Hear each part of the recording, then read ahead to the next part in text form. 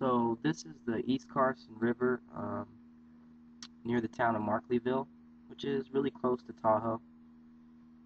One of the things about this river I like is in the summertime it provides probably the greatest dry fly action that I've seen in Northern California. Um, there's huge fish. There's a lot of fish per mile. Um, there's a bridge near Markleeville which separates two sections of this river.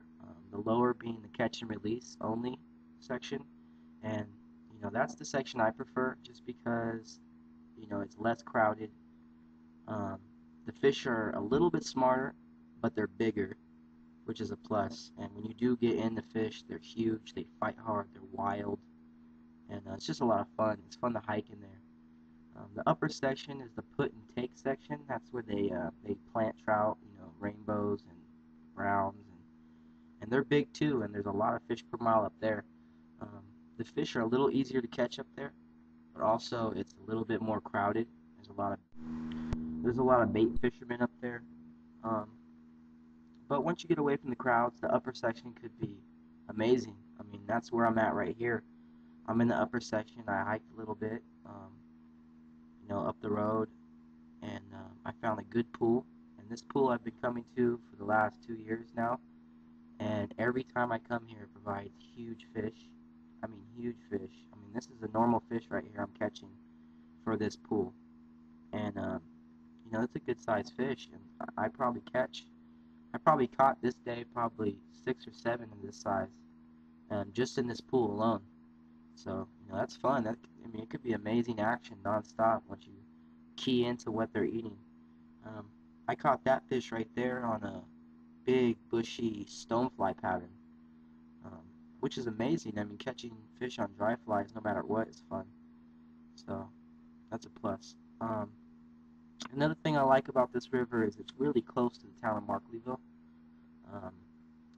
Midday when you're hungry, you can go in there and get a burger. They have a bar and grill there, which is really nice actually. After like super long day on the river, you can go to the bar and grill and have a sandwich. And they also have a little store which has groceries, but they also have flies. Most of the flies they have in there are flies that really work on the river, and they have fly line even. So if something happens, you need to re-up on your supplies. That's really good to have a spot like that near. They have a motel if you want to stay a night. They also have a nice campground, which I love. Usually when I go up there, I stay at the campground. I pay $20. You get to stay 2 nights, and the great thing about that as well is at the campgrounds are right next to the river, so you can literally set your tent up and be right next to the river. Wake up in the morning and start fishing. So that's amazing.